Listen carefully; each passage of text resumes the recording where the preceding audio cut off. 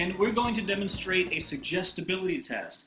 This is the magnetism suggestibility test. Now, suggestibility tests are used by stage hypnotists to determine who in the audience will be suggestible enough to be brought on stage and to be made part of a stage hypnotist show. In clinical hypnotherapy, in an office setting where you're trying to help people overcome fear of heights or overcome fear of flying or something of that nature, suggestibility tests are not necessary. In fact, if you do a suggestibility test in that setting and the client fails the test, they will actually lose belief in the whole system. So you don't want to do a suggestibility test, in my opinion, in an office setting. However, in a stage setting, it's critical that the test is done. And the test can be done very easily.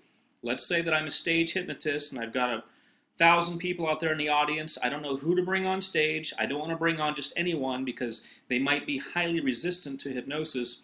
So I want to test the audience. One way I can do it is with the magnetism suggestibility test. Here's how it works.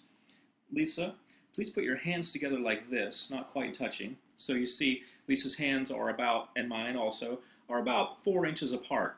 And I will say then, now Lisa, because your hands are like that, there's a special magnetism between them, which maybe you haven't noticed before, that actually pulls your hands together. And I'm going to further activate that now by saying magnetism. And by saying the word magnetism, your hands are pulled even closer together. That's right, and you can't resist it. They're pulled all the way together now when I say magnetism one more time. That's right. And they're tightly stuck together so you can't pull them apart, try as you may. Now, if I'm a stage hypnotist, I can look over the whole audience and see whose hands are actually stuck together. Not everyone's will be. Only about 10% of the audience will have their hands stuck together. And now when I snap my fingers, they come apart. Okay? That's a separate suggestibility test within the same test. You can have 2 tests in one. In other words, the first test was, do her hands stick together or do they not? Yes, they do. Okay, she's passed round 1. When I snap my fingers, do they come apart? Yes, they did. So she's very suggestible. The second part isn't necessary, where I'm snapping my fingers and having them come apart, but it's a nice added touch. You might as well go ahead and do it. If I'm a stage hypnotist, I can look out at the whole audience and see who is doing this and who is not even having their hands go together at all. The people whose hands don't go together are not suggestible. They're not going to make a good show. The people whose hands do go together and then do come apart when I snap them, well, either they're very suggestible or they take orders very well. Either way, they're going to make a good show on stage. And I want to point out that you do have sometimes people who fake it. Are you faking it, Lisa? No. Okay. Sometimes people will fake it just to get up on stage.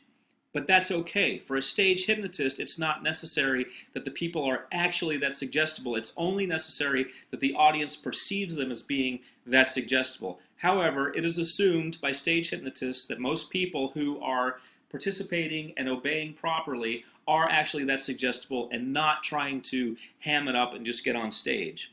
Now, this can be used in bars, it can be used at parties, it can be used pretty much anywhere. You can use walking down the street. If you want to determine how suggestible someone is, you can use this technique. Enjoy it, have fun with it. I'm Steve G. Jones, clinical hypnotherapist, assisted by Lisa. Thank you, Lisa. You're welcome. Have a wonderful time using that test.